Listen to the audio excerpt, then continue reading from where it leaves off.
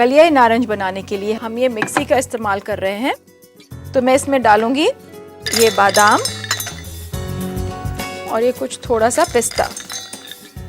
अब आपको इसको पीसना नहीं है, एक्चुअली इमाम दस्ते में तो हम इसे कूट रहे थे, उसी का शॉर्टकट लगाने के लिए हम ये मिक्सी का इस्तेमाल कर रहे हैं।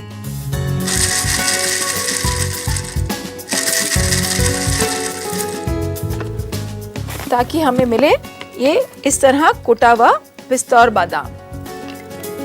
और इसको यहाँ निकाल लूँगी एक बोल में। ये हमारे काम आएगा कबाब के भरने में। इसके बाद हम गरम करेंगे पैन को और इसमें हम डालेंगे कुछ ये थोड़ा सा घी। मैं आपको दिखाना चाहूँगी, ये हमने कुल मिला के 750 ग्राम गोश्त लिया है, उसके आधे का कीमा बनाया है, बाकी हम इसको पैन में गरम करेंगे। इसके लिए हमें ज़रूरत पड़ेगी 3 बड़े प्याज जो कि हमने बहुत महीन काटे हैं और इसको फ्राई करेंगे हम।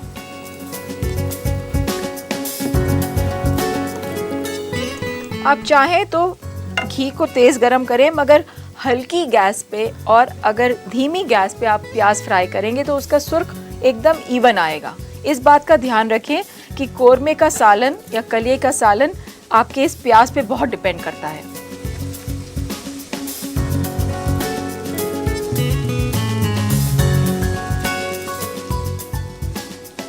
जैसा कि दोस्तों आप देख रहे हैं, प्याज बिल्कुल सुर्ख हो गया है। अब इसमें हम डालेंगे गोश्त। बस आप एक दफ़ा हल्के से चलाएं इसे ताकि गोश्त और प्याज आपस में मिल जाएं। अब इसमें हम और डालेंगे साबुत धनिया,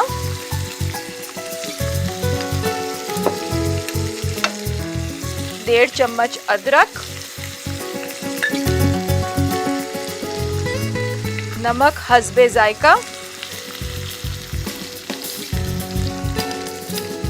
और इसको हम चलाएंगे। दोस्तों इस बात का ख्याल रखें कि धनिया ना जलने पाए, तो इसको हल्की आंच पे पकाएं और चलाते रहें कुछ वक्त तक। गोश्त का रंग थोड़ा चेंज हो जाना चाहिए। ये भुन गया और अब हम डाल रहे हैं इसमें 1 कप पानी। गोश्त में हमेशा आप ठंडा पानी डालें और चिकन में हमेशा गरम, और इसको रख देंगे पकने धीमी आंच पे।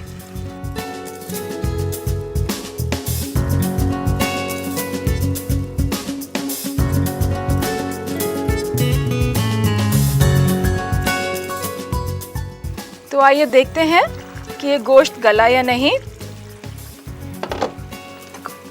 गोश्त भी गल गया है और इसका रंग भी चेंज हो गया है। क्योंकि इसमें काफ़ी वक्त लगा, इसको आप चाहें तो प्रेशर कुकर में भी पका सकते हैं। पुराने वक्त में तो खाना अक्सर देगों में पका करता था, इसीलिए हमने भी यही कोशिश की है कि हम उस रेसिपी को बहुत नज़दीक से ही बनाएं, उसमें कोई बदलाव ना रखें। अब कलिया नारंग बनाने का दूसरा स्टेप देखते हैं और बनाते हैं कोफ्ते। पैन गरम करेंगे, उसमें डालेंगे थोड़ा सा घी,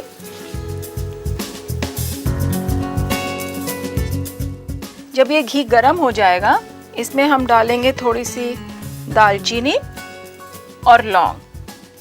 हम डालेंगे लौंग, एक छोटा टुकड़ा दालचीनी का। आप देख रही हैं कि ये काफ़ी तेज़ हो गया है। और हम डालेंगे कटा हुआ लहसुन। इसको अच्छी तरह फ्राई कर लें। इसको हल्का गोल्डन ब्राउन करने के बाद इसमें डालते हैं हम कीमा।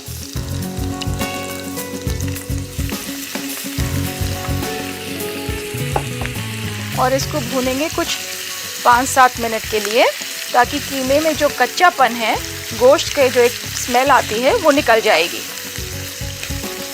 कीमे का आप ध्यान रखें कि कीमा बहुत मोटा नहीं हो।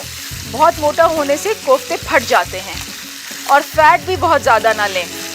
तो ये सब आपको ध्यान रखना पड़ेगा गोश्त खरीदते वक्त। और अगर आप घर में निकाल रहे हों तो देख लीजिएगा, फैट हटा के ही आप गोश्त को कीमा निकालें। ये देखिए इसका रंग चेंज हो रहा है और इसे 5-7 मिनट हम यूं ही भूनेंगे। दोस्तों, मेरी आपसे एक गुजारिश है कि कीमा भूनते वक्त कीमा किसी भी स्टेज पे लगने ना पाए। अगर एक बार कीमा जल गया तो आपकी सारी डिश खराब हो जाएगी। मैं इसमें अब डाल रही हूँ ये कोई आधा कप पानी और इसे गलाने रख देंगे।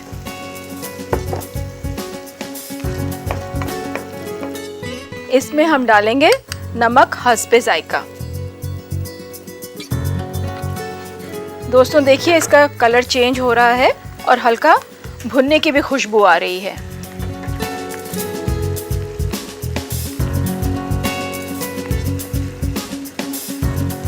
तो दोस्तों देखिए, ये कीमा तैयार हो गया है। आप इस बात का ध्यान रखें कि कीमा अच्छी तरह भुन जाए और इसका रंग भी थोड़ा चेंज हो गया है। और इस कीमे को आप ठंडा कर लें। कलिया नारंज बनाने के लिए हम इस कीमे को पीस कर इसके कोफ्ते बनाएंगे। तो देखिए, ये कीमा हमारा ठंडा हो गया है। इसे अब हम मिक्सी में पीसेंगे और उसके लिए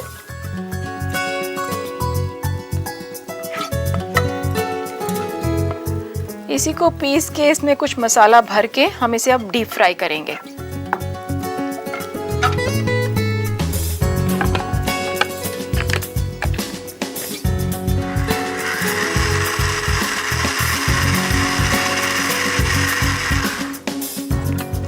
इससे पहले एक बार आप चेक करें।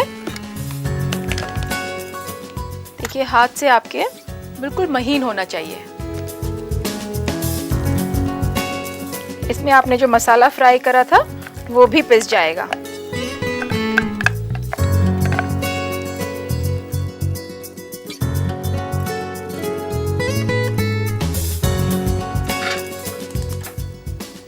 ये मैं यहाँ इसमें घी डाल दे रही हूँ।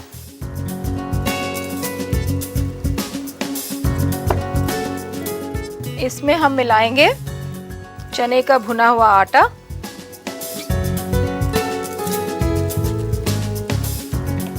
थोड़ा सा नींबू का रस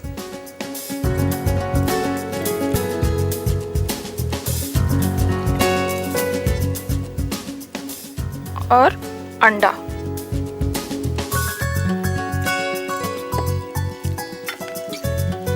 अच्छी तरह मिलाइए।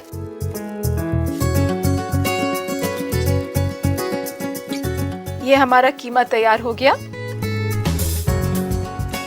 अब इसमें हम भरेंगे थोड़ा सा बादाम और पिस्ता। दोस्तों, मैं चाहूँगी कि आप अपने नज़दीक ही रखें एक पानी का बोल, ताकि कोफ्ते बनाने में आपको आसान रहे। अमूमन कीमा हाथों पे चिपक जाता है और कोफ्ता बनाना ज़रा सा मुश्किल हो जाता है। इसको आपने बस हल्का सा एक शेप देनी है।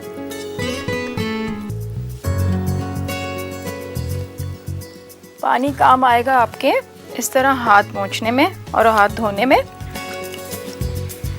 आपने ज़रा सा ये लिया, थोड़ा सा डिप्रेशन बनाया बीच में और ये बादाम और पिस्ता इसमें भर दिया।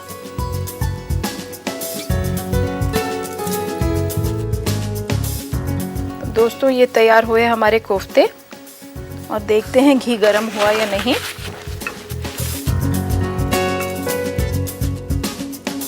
तो हमारा घी तैयार हो गया है। हम आहिस्ता से ये कोफ्ते डालेंगे इसमें।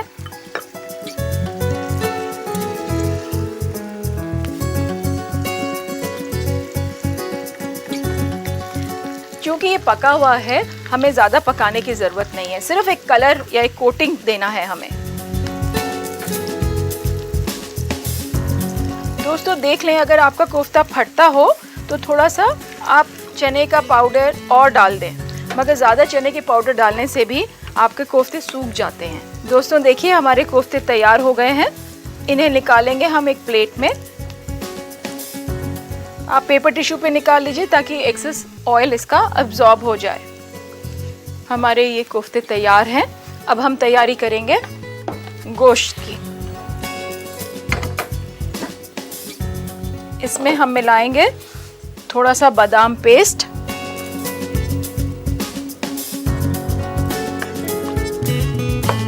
तो दोस्तों, इसमें मैं डालूंगी 1.5 से 2 चम्मच राइस पाउडर, जो कि मैंने पहले से पानी में भिगोया हुआ था।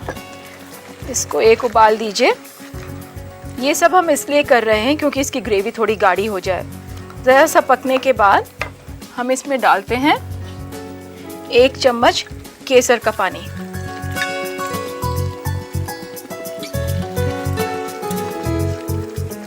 अब ये पक गया है और अब हम इसमें डालेंगे आपके कोफ्ते। मैं डाल रही हूँ ये कोफ्ते।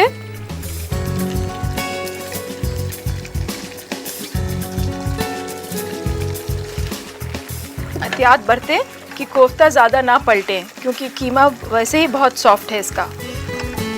ज़रा सा एक उबाल आने पे आप इसे बंद कर दें और गर्मा गर्म परोसें रोटी या फुलके के साथ। मैं इसको इस बोल में लगाती हूँ और थोड़ी इसकी गार्निशिंग करते हैं।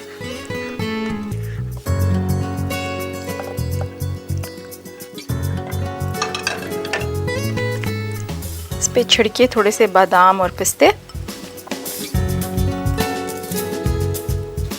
और 2-4 किशमिश। तो आपके पास डिश रेडी है।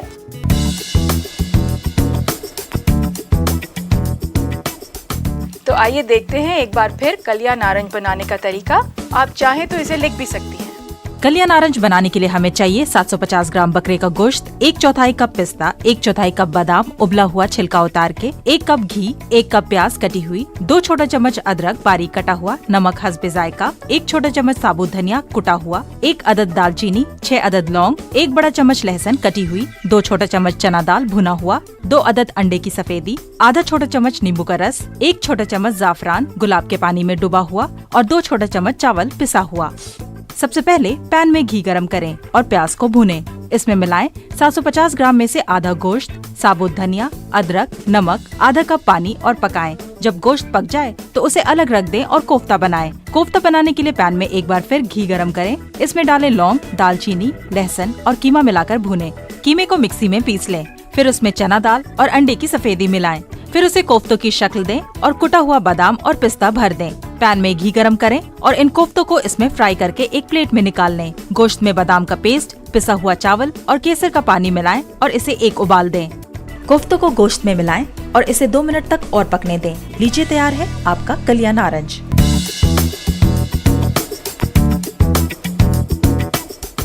तो वक्त है अब एक ब्रेक पे जाने का। दोस्तों, लेते हैं एक छोटा सा ब्रेक। आप कहीं मत जाइएगा, बस मैं यूं गई और यूं आई।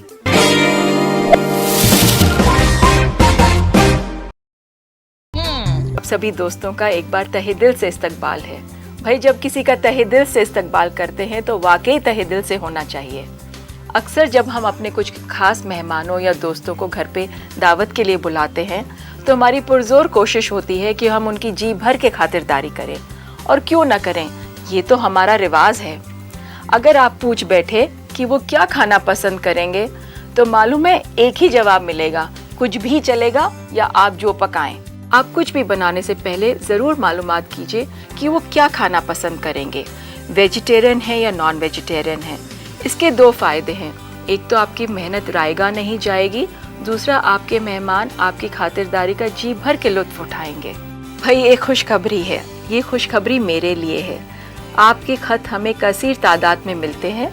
कुछ बहनों ने हमसे कुछ सवालात किए हैं जिनके जवाब मैं अभी आपको देती हूँ। अलीगढ़ से फरा पूछती हैं, गोश्त खाने का फोक एंड नाइफ से क्या सही तरीका है? तो इसका कोई हार्ड एंड फास्ट रूल नहीं है। ये तो आप पे डिपेंड करता है कि आपकी प्लेट में कितना बड़ा पीस है। अगर पीस बहुत बड़ा है तो उसको आप छोटे छोटे टुकड़ों में काट लीजिए, और अगर आपका पीस छोटा है तो आप एक एक बार में खाएं तो भी सही तरीका है वो। हैदराबाद से नाजिया लिखती हैं कि उन्हें शो बहुत पसंद है, उसके लिए मैं उनका शुक्रिया अदा करती हूँ। उनका सवाल है, मटर उबालने का क्या बेहतर तरीका है? तो मटर क्या, और भी कोई आप हरी सब्जी जब भी कोई उबालें तो उसमें क्लोरोफिल होता है। जितनी ग्रीन वेजिटेबल्स होती है उसमें एक एलिमेंट होता है जिसको हम क्लोरोफिल कहते हैं। वो ही आपको ग्रीननेस या ताजगी देते हैं सब्जी के लिए। उसको बचाने का एक ही तरीका है कि आप जब भी कोई सब्जी उबालें उसे खुले बर्तन में उबालें, उसे ना ढकें और 1 चुटकी चीनी डाल दें। लखनऊ से सना पूछती हैं कि वो जब भी केला चाकू से काट के रखती हैं तो वो काला पड़ जाता है। तो सना, मैं आपको ये सलाह देना चाहूँगी, आप जब भी केला काट के रखें उस पे हल्का सा नींबू मल दें। आपका केला कभी काला नहीं पड़ेगा और बच्चे शौक से खाएंगे। भाई ये तो था आपका सवाल। मैं लेती हूँ एक छोटा सा ब्रेक।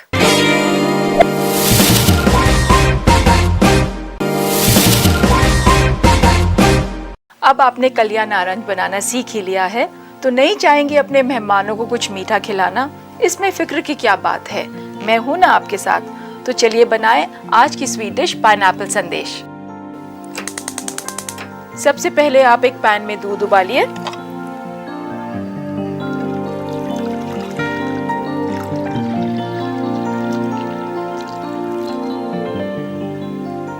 और इसके उबलने तक आप ये नींबू का रस तैयार कर लें। और बाकी चीज़ों से भी मैं आपको इंट्रोड्यूस करा देती हूँ।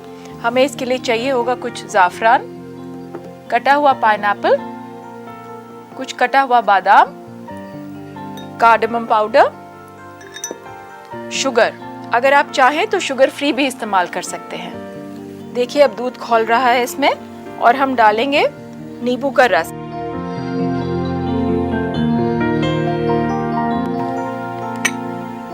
आप किनारे से देख रही हैं कि ये दूध फटना शुरू हो गया। दोस्तों, अगर फुल क्रीम मिल्क होगा तो उसके पनीर का जायका ही कुछ और होता है। कोशिश करके आप फुल क्रीम मिल्क ही लें, क्योंकि टोन मिल्क में वो पनीर नहीं बनेगा। ये अब हमारा पनीर तैयार हो गया है और इसे हम मसलिन क्लॉथ में टांकेंगे कुछ वक्त के लिए, ताकि इसका पानी निकल जाए। एक उबाल और देंगे। उबाल देने के बाद ये गैस बंद कर रहे हैं। इसे हम मसलिन क्लॉथ में छानेंगे। एक बड़े बोल में, किसी भी बड़े बर्तन में आप ये कपड़ा बिछाएं और ये पका हुआ पनीर इसमें डाल दें। दोस्तों एहतियात बरतिए, काफ़ी गर्म होता है ये।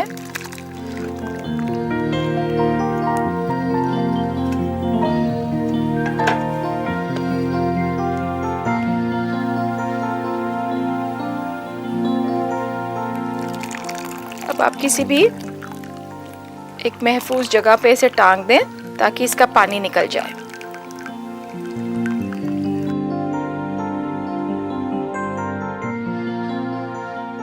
एक सरसरी तौर पे आपको दिखा दूं कि ये इस तरह के इस शक्ल में बन जाएगा।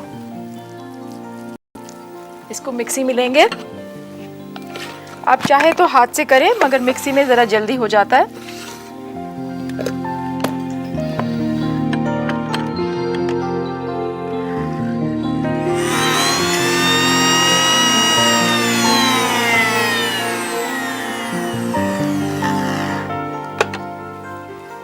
इसे निकालेंगे हम एक प्लेट में।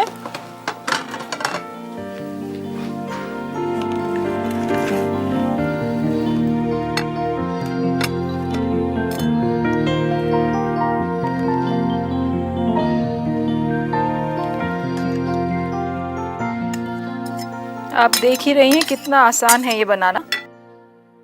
अब इसमें हम मिलाएंगे थोड़ा केसर का पानी,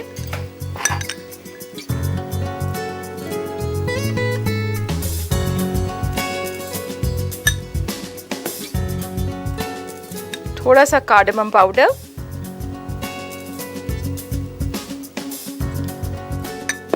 आप चाहें तो चीनी मिलाएं, नहीं तो शुगर फ्री भी एक ऑप्शन है, मगर मैं चीनी मिला रही हूं। थोड़ा सा कटा हुआ पाइनएप्पल,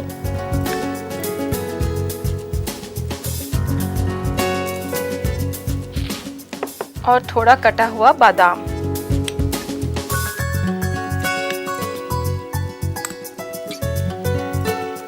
अब इन सब चीज़ों को लेके हाथ से बहुत आराम से इसे मलिए।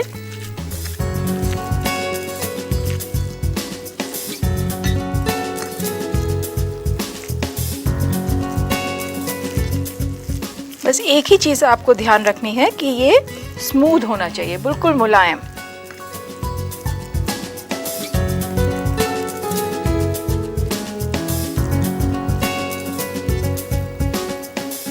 तो दोस्तों आप किसी भी शेप में इसको बनाना चाहें बना लें।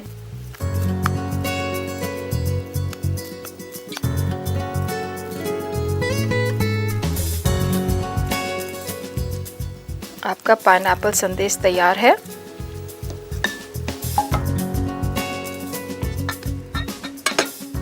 अभी मैं सिर्फ बना के रख रही हूँ, इसे अभी हम डेकोरेट करेंगे।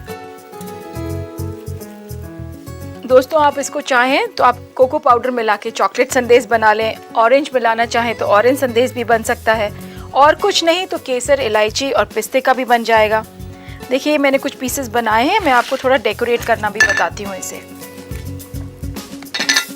आप इस तरह एक बीच में डिप्रेशन बनाएं, इसमें रखें कुछ पीसेस पाइनएप्पल के।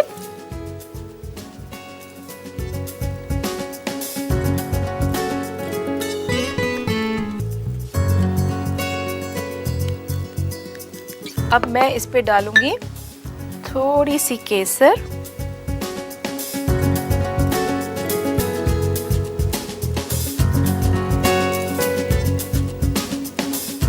अब ये केसर लगाने से देखिए कितना अच्छा गेटअप आ गया। थोड़ा सा बादाम छिड़किए इस पे।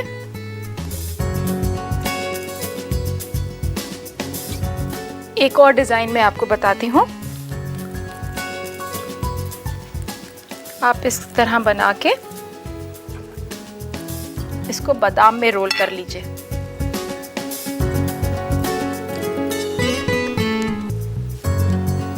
इस पे लगाइए हल्की सी केसर। तो ये तैयार हो गया आपका पाइनएप्पल संदेश।